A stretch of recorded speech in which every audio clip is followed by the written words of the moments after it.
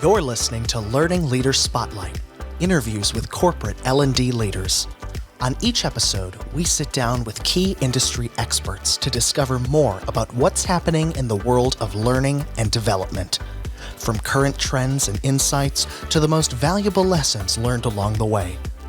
Join us for a fresh perspective on all things training and the best direction forward. Here's your host, Leanne Lankford. Hi, welcome to Learning Leader Spotlight, the podcast where we interview the learning leaders of today to help the learning leaders of tomorrow. I'm your host, Leanne Lankford. I'm the president of Training Pros. Training Pros is a learning and development contract staffing company where we like to say, when you have more projects than people, let us find you the right consultant to start your project with confidence.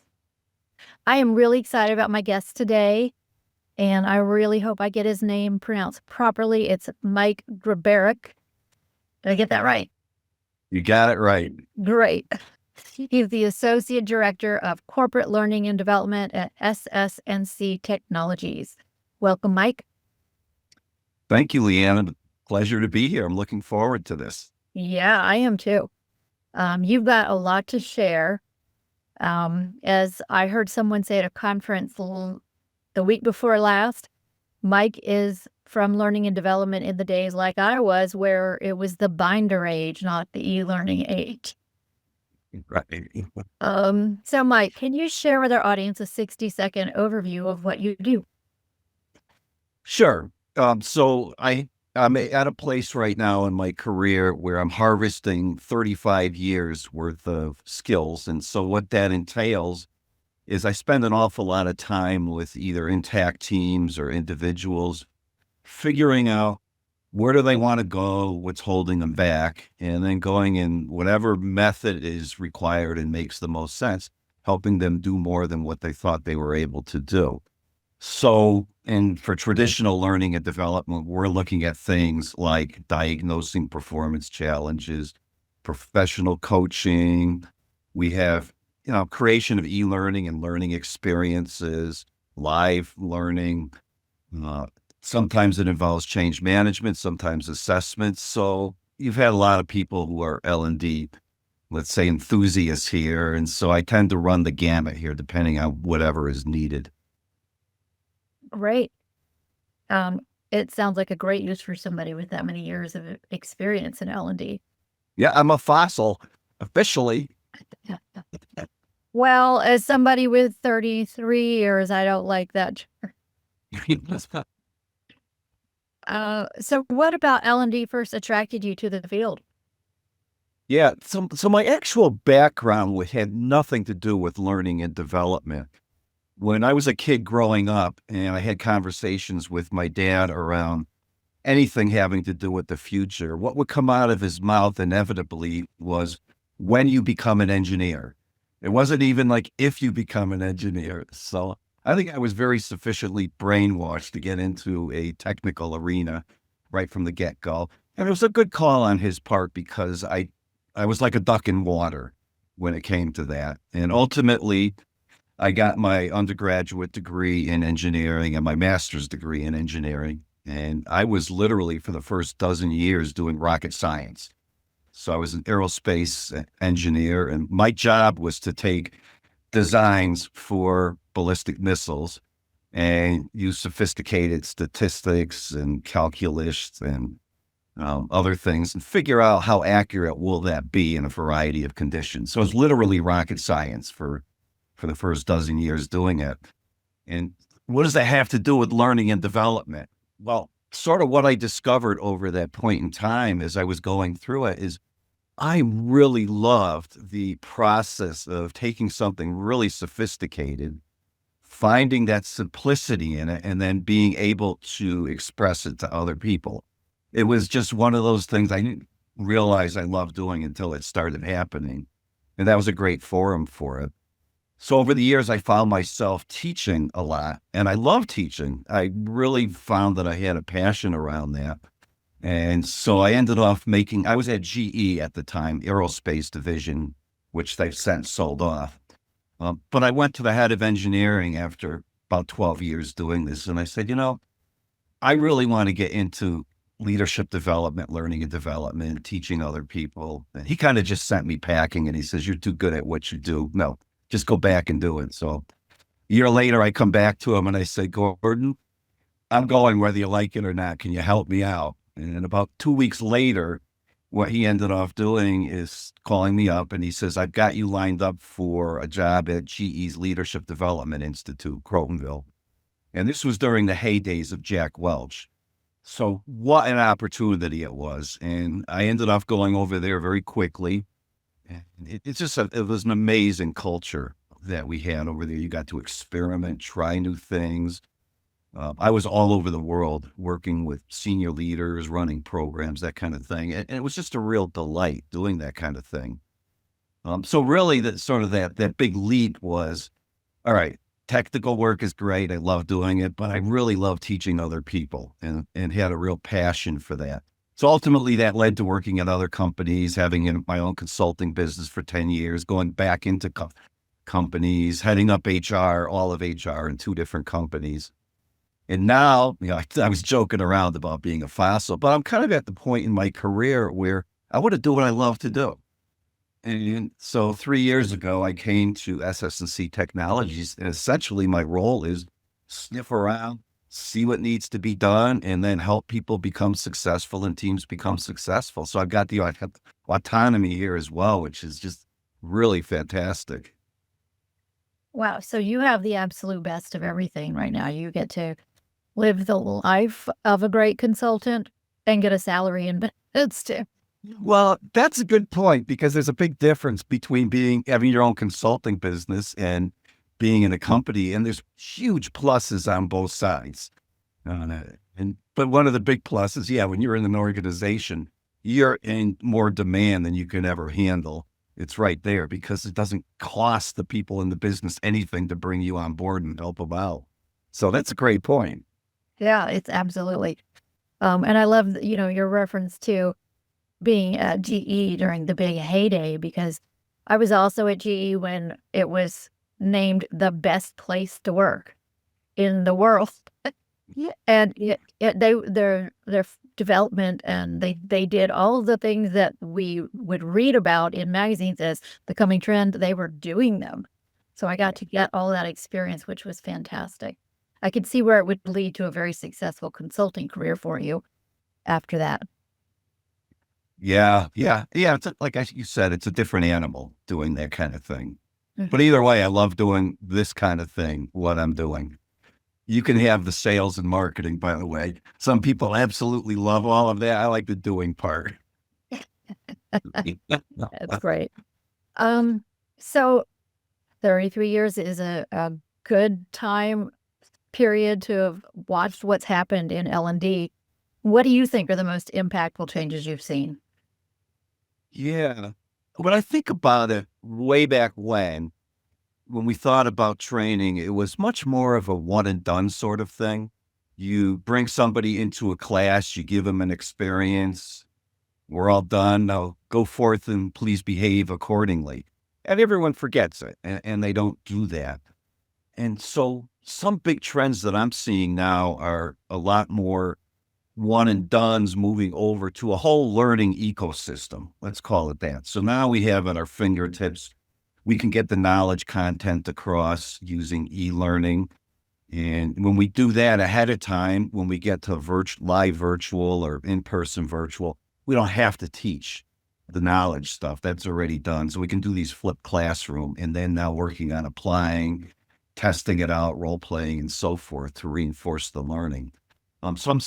I like a lot more of the spaced learning, spreading things out so they can be reinforced because the data's in. If you want to have much longer retention of information, one and done doesn't do the trick. If you really want to do it, do spaced learning. If you want to do it even better, if you want the knowledge to stay even longer, you teach it. Right? That's one of the best ways to do it. And if you want to go beyond that, write a book.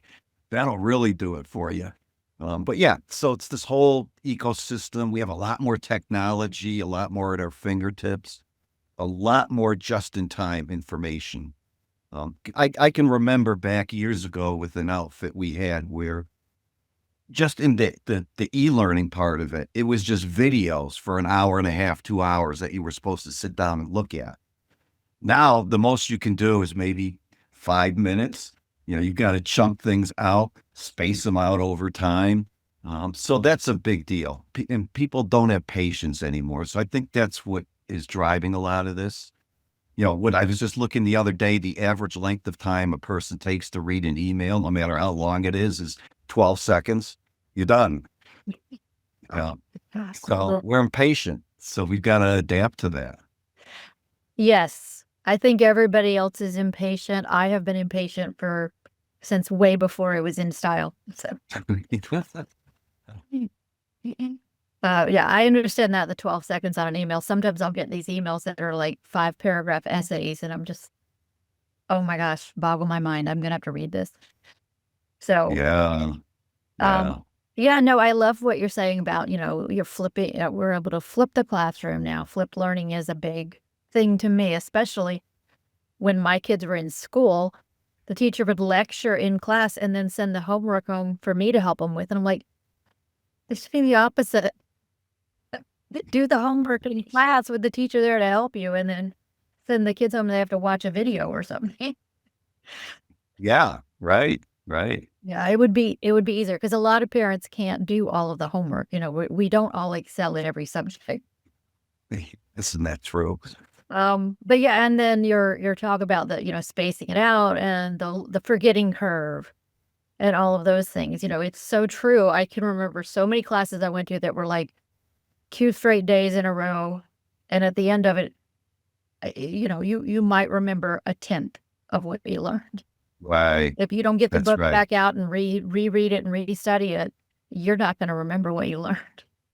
Yeah, that's a great point. I can remember back in the GE Crotonville days, one of the great consultants there, a guy by the name of Peter Krems, he had talked about when he creates learning, what he wants to do is bring across one thing that people will remember for life. If you give them 10 things, they remember nothing. And so he really instilled that whole idea of, okay, what is it that you want people to remember for life, to feel for life as a result of it? Just one thing. And then everything else builds around that. And so I totally agree with you on that. Oh, fantastic. Well, now let's shift gears to the future. Where do you see learning and development heading? Where are we going? Yeah. What is this with all this great technology, right? I can remember, what was it, 2.5, almost 3 years ago when ChatGPT first launched. I was right on it. Within that month, I ended up creating a course that had been teaching other people how to use that. Hence the finding the simplicity and the complexity, and then going forth and helping others get comfortable using it. I mean, you talked about, I talked about one thing to remember. My one thing when I taught that was only one thing I was looking for was to get people comfortable enough so after this learning, they go in there and they play with it and have fun with it. That was it, right? Yes, there are a few caveats around turning certain switches off so it doesn't use your information for training and things like that, but ultimately, that's what it was all about. So yeah, I'm seeing a lot more technology happening. I've been saying for a few years now, I know this is coming. It's how long is it going to be before someone's wearing a pair of glasses like you're wearing, maybe even those thin lenses, and there's something there that's going to be looking at whatever you're looking at. So you sit down and you go through, say, a meeting, a client meeting or something like that. It's recording all of it. After the meeting, it schedules a time for you and it says, okay, let's talk about what went well and what you could have improved on. And it's all AI that's doing that and tutoring you. So a lot of this, what I see happening is a lot of instant, short, just-in-time learning that will take place. And I saw Meta just the other day came out with their latest version of their glasses, and it's like, this is coming. This is coming. Or outside of work, you're working on your car and you're trying to figure out what's wrong with the engine. You lift up the hood. It's listening to the sound that's being made and is pointing out where you should check this thing and check that thing, and helping you diagnose it right there on the spot. Figure out what needs to be done, tells you what part to order, and guides you through putting it in. In the work environment, I can see learning being like that. So this idea of classrooms, they're still going to happen. All right. There's certain concepts you want to get across. However, it'll probably be a lot more of practicing that flipped classroom type thing. Get the knowledge there and let's practice, let's assimilate it, let's role play it, let's get it from our heads into our body. So to me, that is the future of what's going to happen. This just in time, very present learning. How about you? What do you see? Because you asked this question to a lot of people. I knew I asked a lot of people this question. I definitely, so I came up in learning during the days of performance consulting versus training. So we were focused on what is needed to improve the performance at work, make great performance easier to do. And so it was a lot of in the moment of need kind of learning, like how can we provide the learning when the learner needs it, not in a classroom.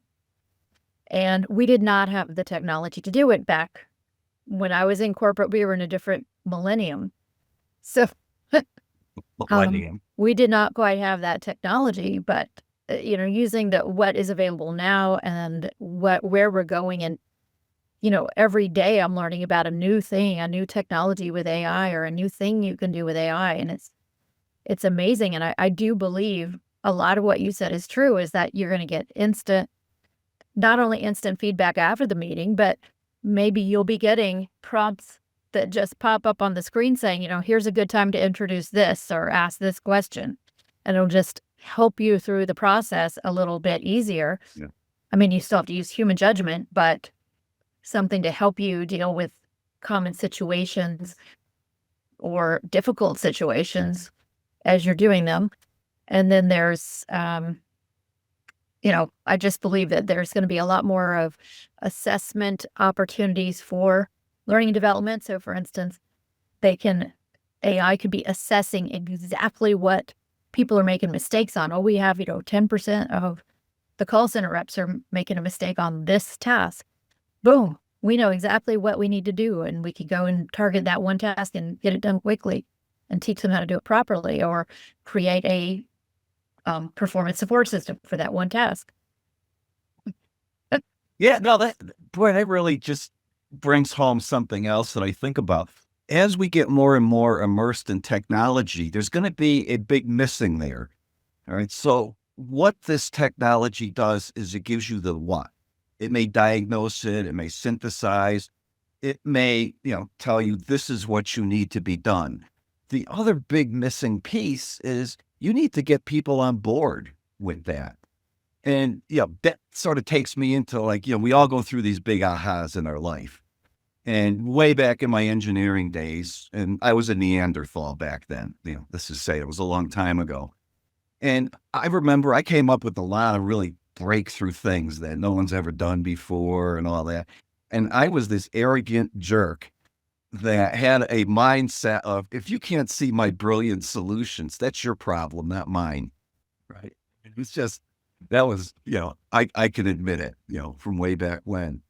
And I can remember, and I had a lot of sort of people with informal mentoring. I remember the head of the marketing for aerospace, GE's aerospace, pulled me into his office for whatever reason. I don't know why. But he really brought the idea across to me. You see, Mike, it's one thing to come up with these brilliant solutions, but that's not enough. All right. What you have to do is get to yes with other people with these things. You can't just come up with it and expect people to see it, the brilliance, and adapt it. It was almost like getting hit across the side of the head with a metaphorical 2x4. And so I half sort of believed him at the time until over years of experience. It's like, yeah, it's one thing to have a great solution, but if you can't get people to buy in, especially decision makers, you're screwed. So this idea of communicating with other people becomes even more critical as the technology starts evolving, continues to evolve over time. It's the old saying about persuasion is the art of letting someone else have your way. All right. We've got to get good at that kind of thing. And it ties into so many things, Leanne. Like, think about change leadership. All right. In organizations, we're going through larger changes more frequently. What's the big missing piece? It's around what we call change leadership in here. Yeah, we know how to do project management. We have certifications and all that, but that's not enough. You got to get the people on board. All right. We can come up with great answers, but if you don't have that skill set to create alliances, to bring people on board, it's that whole communication aspects to me has become more and more prominent as we get more and more technical. And AI is not going to solve that for you. All right. It's got to be you being able to have conversations with other people and to be able to see more of what's going on there that's hidden and take that useful information to help guide these conversations to where you want them to go, where you want each other to go. Let's put it that way. So I know I'm on a rant on this, but this whole communications area is something near and dear to my heart. And, the technology is just making that side of it even more important from my perspective anyway. Oh, so I couldn't agree more. And again, this is for all those people who think AI will take all our jobs. Well, no. No. You still keep the human in there. You don't. You really do. It's just going to make us work faster is all, If it weren't for the people, the stuff would be easy, as we say. I say that all the time. So let's shift gears a minute. Who has been your most influential professional mentor in your career? Ooh, and I had actually reflected on that many times in the past. There have been so many of them. I think part of it is that I definitely have a mindset of I feel like I can learn something from everybody. And when we talk, so let me sort of step back. When we talk professional mentors and that kind of thing on here. Years ago, I had gone into this company and my purpose on that was to create succession planning and actually accelerate the development of the leaders in the pipeline. And I had interviewed the top 120 leaders in this company. I had 7 open-ended questions, and there were a couple of them that were really gems in there. They were diamonds in the rough. So I took all that data of the 120 interviews, it was all handwritten at the time, gave it to a professor in statistics, and I said, tell me what this data is saying and how confident you are in saying what it's saying. And so he ended up coming back, and ultimately this got published at Knowledge at Wharton. But one of the big key insights from that was about a question I asked of these senior leaders is I said, you obviously have done some things right in your career. Tell me the 1 or 2 things, if they had not happened, there's no way you would have been here. And that was really, really insightful. And the professor in statistics came back with these top 5 things in this particular order. Unbeknownst to me, at the time, the Center for Creative Leadership was doing a similar study. They published theirs. Guess what? The same 5 things in the same order with one caveat to that, which I'll mention in a minute. But, ultimately mentoring turns out to be one of the real key things. That was number 3 out of number 5. However, what these senior leaders said to me that kind of struck me is they said, oh, by the way, they would talk about how mentoring changed their life.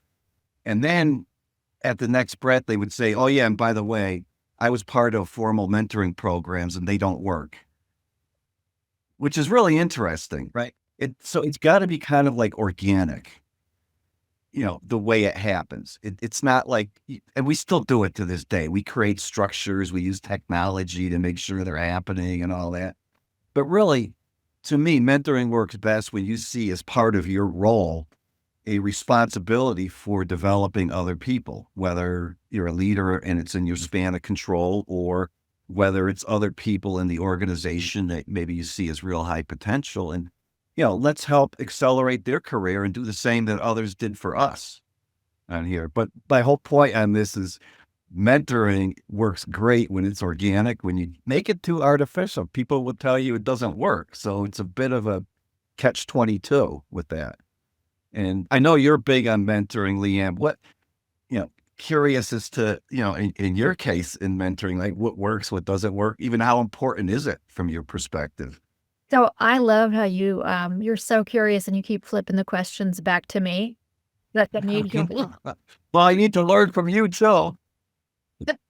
Well, I mean, so all the mentoring, all the mentors that I've had and all the people I have mentored have been on the organic side, not a formal program. Okay, interesting. Yeah. Yeah, I've never, I've definitely studied mentoring programs and, like the ATD chapter where I volunteer has a formal mentoring program, but I've never participated in one. But I have mentored a lot of people, and for the exact reason you're saying is that I feel we have a responsibility to help the next generation. Yeah. It's very hard to break into L&D if you don't have, somebody. It's what we used to say back when I first entered the corporate workforce was, it's only 10% what you know, it's 90% who you know to get your job. Yeah. How about that? So we're getting back to the people side of it, aren't we? It's always the people side. And so once I had made it, I think my first mentee was when I was a manager at GE. We had some work that needed to be done, and I just suggested to my boss, I was like, let's get somebody from the local grad school and give them experience in corporate L&D, somebody who's trying to get their degree in our field. I'm still friends with that person today, and that was back in the 90s. And I just continued that route. It's like, okay, once I had my own consulting company, I was like, okay, I've got all this work that needs doing that is on the, just less high skill level. It's like, but I could do it. And if I bring in somebody trying to break into L&D, it's like, okay, here's what I need done. I'll supervise you. We'll sit together, but that kind of thing. So, and I've just continued to do that. About every couple of years, I get a new, I call it an intern, but I pay them.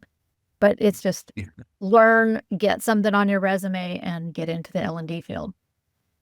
So, but I don't diss the formal programs. Sometimes I think some people need a reminder or a push that it's your job now to help the next group come on. Yes. Yeah. Yeah. And we even see that a lot when we get to things like, let's say, performance management, because one of the things that we often face a lot is we get someone who's really seasoned, and and we have this curve of salary levels for this particular role. And as this person is getting beyond that curve, and becoming the go-to, the expert person, very often you can't give them as high a salary increase each year, because then they'll get out of bounds on that. And if they want more money, then we've got to give them a role with more responsibility, a different role.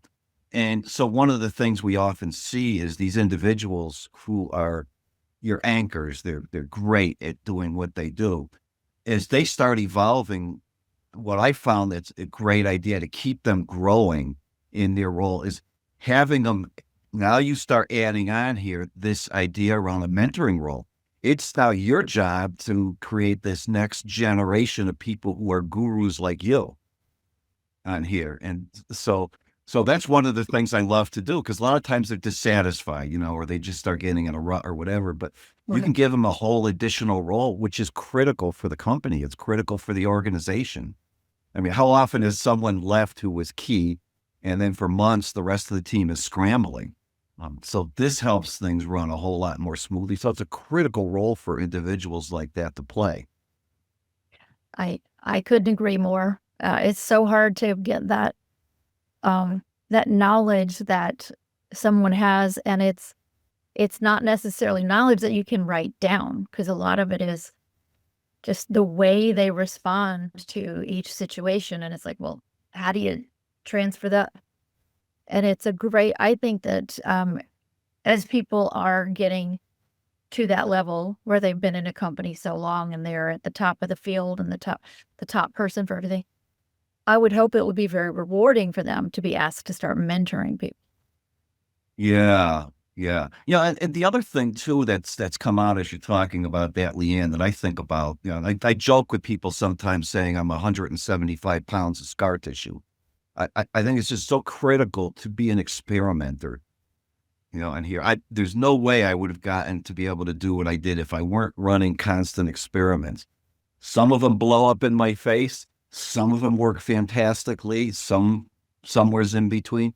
But it's that learning. If you can take learning, no matter what happens from that, now you can make some other choices, some which still may blow up in your face, but you haven't tried them before, on here. But the more you experiment, I think the more you're going to go forward in your career. Be light about it. Don't. Yeah, that was another big learning I had in my life was around. I took myself too seriously.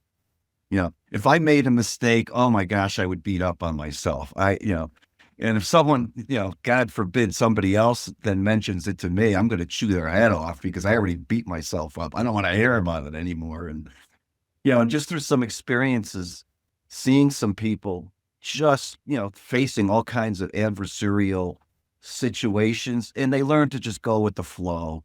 And, finally, I cracked the code. It's because they don't take themselves so seriously. It's okay to laugh at yourself. That's another big, talk about key learning on here. It sounds trivial, but it's huge. You're a human being. You're going to make mistakes. All right. That's part of our job, that we do. So quit thinking you're so great that you have to take yourself seriously. Correct. Mhm. Yeah, one of the things I always say to my kids is, if you were perfect, nobody would be able to stand to be around you. You're going to have. That's a great point. Yes. That talk about being obnoxious, right? When you The perfect person, yeah. So let's shift gears again. What do you think is the most important skill right now? The most important skill for people to be honing? Yeah, and I kind of alluded to that, and it's communication. Definitely the written form is really important, and I do classes on that. But to me, it's this verbal type of communication that we're going through. And one of the things so when I got my professional coaching certification a long time ago, I ended up taking the foundational communication elements of that, and I put a course together, saw some missing pieces, added them to it. And for years, I have had this program that I call Seeing the Unseen in Conversations. And it's kind of like if you go in a jet and you get into the pilot seat and you're sitting next to the co-pilot, there's all these dials and gauges and all that stuff. They all have a lot of meaningful information so you can get that plane from point A to point B safely. And it's kind of like that in conversations. There's a lot of things happening, and the more you can recognize it, the more you can adjust and take advantage of it. And I now have these fine hidden layers that I share with individuals so that you can get a whole lot more out of conversations. And so anyway, I can touch on each one very quickly if you want on that. But but the bottom line is that being able to communicate with people, to persuade them, to transfer knowledge, to make sure that there is whatever I'm trying to share is being received and interpreted properly. That stuff's also key in there. And there's a lot of stuff going on. I agree. It's extremely key. And again, it just speaks to that point that AI is not going to replace us because No, it doesn't. communication, I think, is becoming more important now. Yeah. What is your favorite source for industry news and information? Yeah, it's kind of eclectic for me. On the sort of more formal side, I have subscriptions to the Wall Street Journal, New York Times, Washington Post, Market Watch, those traditional ones that I keep tabs on here. And my eclectic one is University of YouTube. I love going on there, and it's amazing the different topics that I end up getting to that may have nothing to do with work yet. There may be connections on there, but I am a big YouTube fan, using it all the way from just learning brand new things to I got to replace the cabin air filter in my car. And let me see this 2-minute video so I can do it in 5 minutes, pay $8 for the filter instead of having for $60, then do it at the car dealership, things like that on there. But yeah, so I that's love how I YouTube keep too. learning. You can get lost watching YouTube. You can suddenly, Oh my gosh, gosh. remember that meeting, and I've been sitting here watching video. No, it's amazing how often I will find something though, and I will send it into my work email. I may do a recording. I may take a slice of it or whatever and put it in some kind of e-learning or training or something. But it's random. It's serendipity, the way it happens with that. I agree. All right. Now, here's my big question because I'm a huge reader. What is one book that everyone wanting to be an L&D leader should read?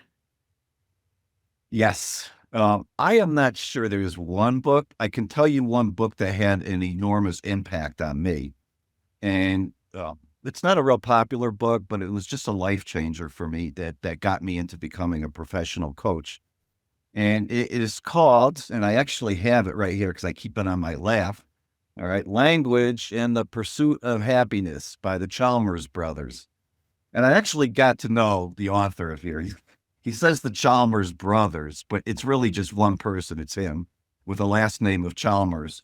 And he doesn't like to admit his first name. So that's how the whole thing got started. But essentially what this book is all about is what goes on in our head has a strong determination of the future that we create. And I'll be like a little more specific on it. Well, let's give a business example. I get a quick text from my boss saying, I need to talk with you right away. All right. The fact that she needs to talk with me right away is just that is what we call the facts. That's what happened. But that's not how we humans work. The way we may work as humans is, oh no, I'm about to get fired. We invent that story in our head. And so we're going into that meeting all nervous, we're definitely not bringing out the best in us as we go through it. So what goes on in our head predisposes us towards future actions. If we're angry about something, we invent a story in our head that we didn't deserve that. Someone should be punished. And that person that we punish may be the person who we think did it to us. Or we may punish ourselves, or we may punish the next person that happened that we run across, right? So the fact that something happened isn't what drives our future behavior. It's these stories we invent in our heads that predispose us towards proving them right. And that's essentially what the book was all about. And what I find fascinating is one of the big parts of coaching people is I listen for the facts when they describe what's been going on. And then I separate that out from the stories they're clearly inventing just based on what they're saying. And if I hold these stories up in front of them like a mirror, it's pretty much always rich territory for them discovering themselves why they're getting the results that they're getting. So that's kind of it's not the whole part of coaching, but it's certainly an important facet of it. So I love this book for that because, we really need to think about this stuff that we allow in our brain. We hear about social media polluting our brain and all. It does. We need to be very conscious of what we're going to feed in our head and the stories we're going to invent, because that is what's going to end up resulting in how we go forward with our behaviors and our actions. So I love that book. I think it's great. And I liked it so much, I got to know the author on it too. Well, you've convinced me I want to take a look at that book. It reminds me a lot of, so I actually am a big coach advocate. I use coaches. The one thing I know is that I don't know anything. I need coaches. Isn't that great? And one of my favorite free coaches that I have the programs and I can see him on YouTube is Tony Robbins. And he said, oh yeah, I've seen him in person too. Yeah. Oh, I've seen him in person. I walked on the fire, the whole thing. He's a giant man. He is. He stood right next to me. One of the things I'm like, holy moly, because I'm 5'1", and so I'm like that. But he says, where the mind goes, energy flows. Oh, I love that.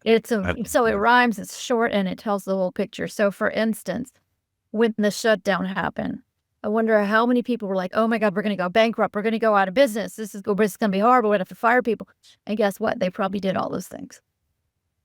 But if you put your mind in different mode, it's like, okay, what do we need to do to get past this? This is a moment in time. Because I owned the business then. And it was like, okay, what do we need to do? After, the momentary panic, what do we need to do to make it past this when everybody gets to go back to work and we're back in business?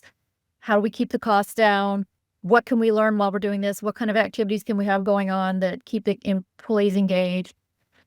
We survived, no problem. A lot of people didn't. And just things like that, they go through your mind, it's like, oh my gosh, this horrible thing, it's disastrous. We're going to die. We're going to do it. You have to think about where your mind is going with this, and your energy will flow in different directions based on where your mind is going.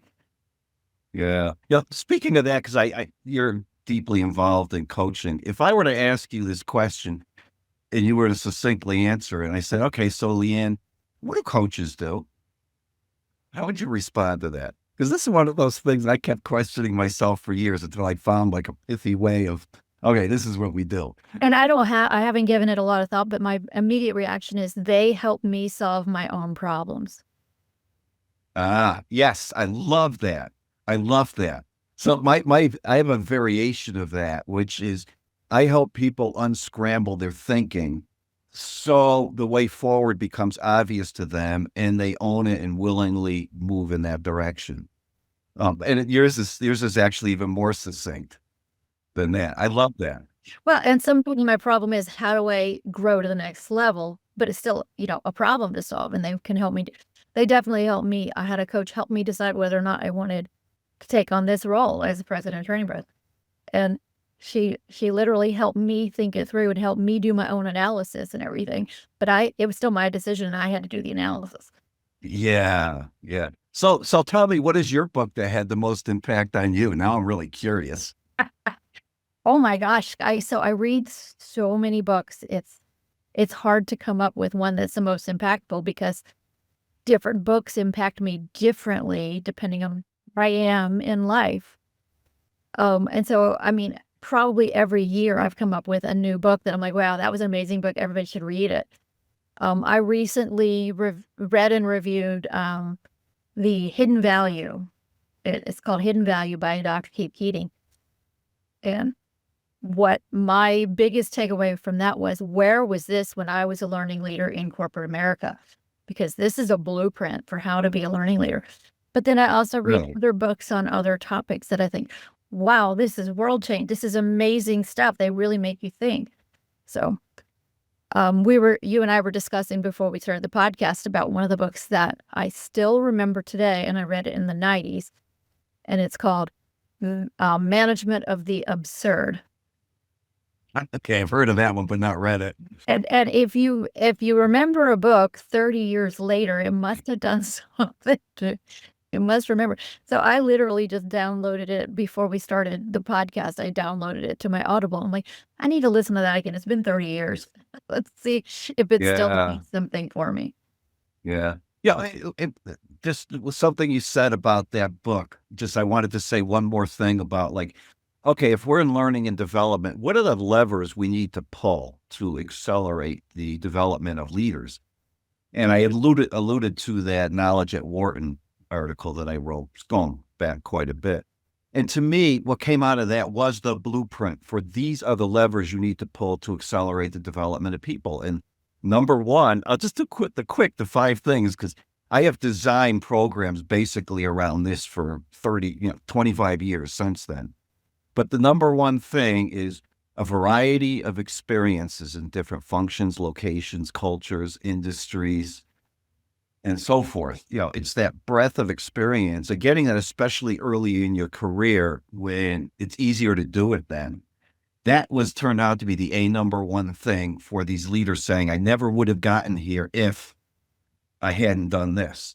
All right. So it's that wide variety of experiences. So you can't really have a leadership program that does that, but that's the job of succession planning and then the actions around succession planning, right? When it comes to creating learning experience to accelerate people's development, then it's the other 4 levers that you have to do. So the second one is called high risk, high visibility assignments. And it's kind of the sort of mini version or skinny version of that variety of experiences. So what I would do is work with the senior leaders to come up with, let's say I had 20 people in this cohort. I might come up with 3 different things that the senior leaders want to see them spend a couple of months working on and then present back to the senior leaders. And these are things that typically are in the white spaces where nobody's responsible, yet it needs to be done. That's a good high risk, high visibility assignment. Give them something the senior leaders want to hear about, and then assess it and present it back to them. So that was one thing, getting that high risk, high visibility assignments. Coaching and mentoring was the next one, right? We talked about that already. The next one is around the mindsets, that we were talking about here. It's the stuff, you can focus on building people's competencies, but they're always going to be fighting it because they don't have the need for it. If you want to give, sort of grease the skid so people want to develop certain competencies, that's where you got to get to the mindsets. Right? If you've got a mindset that my job is to support the success of those around me, now you want to learn the skills to be able to do that. And that's where the competencies come into place. And that was the difference between Center for Creative Leadership and what I came out. And then the third one was the structured learning. It's going through these, before it used to be a one and done, but structured learning now tends to be a little more dispersed and, repeated and reinforced and that kind of thing. But so when I design leadership programs to accelerate people, high risk, high visibility assignments got to be a part of it. There's got to be some coaching or mentoring or both part of it. There's got to be this thing about really what are the success mindsets, because they're going to determine your future behavior, and how do you sweep out the ones that are unhelpful, and then your structured learning. So that has served me really well over the years in thinking about, and the evidence comes as a result of it, because you can measure things like, okay, if of all these individuals who went through it, what percentage of them over the course of the last year received a meaningful promotion or a broadening assignment? On here, you can ask, and you can compare it to the general population. So there's ways to measure it and actually do that. So when people say what's my return on investment?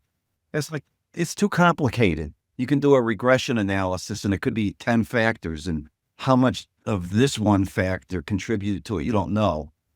But instead, what you can do is make sure you pull these levers that senior leaders say that's what made the difference, and you can measure that kind of stuff.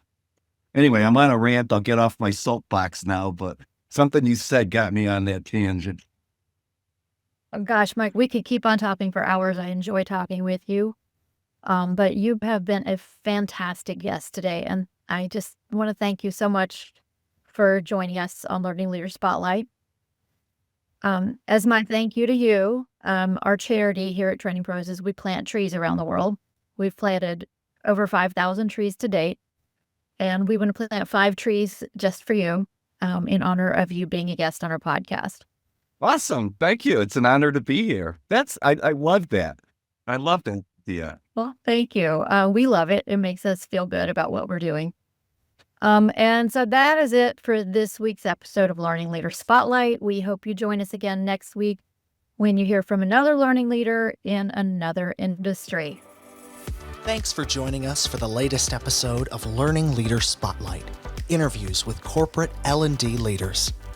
You'll find links in the show notes to any resources mentioned on today's show. If you're enjoying our podcast, please subscribe so you never miss an episode, and leave us a 5-star review.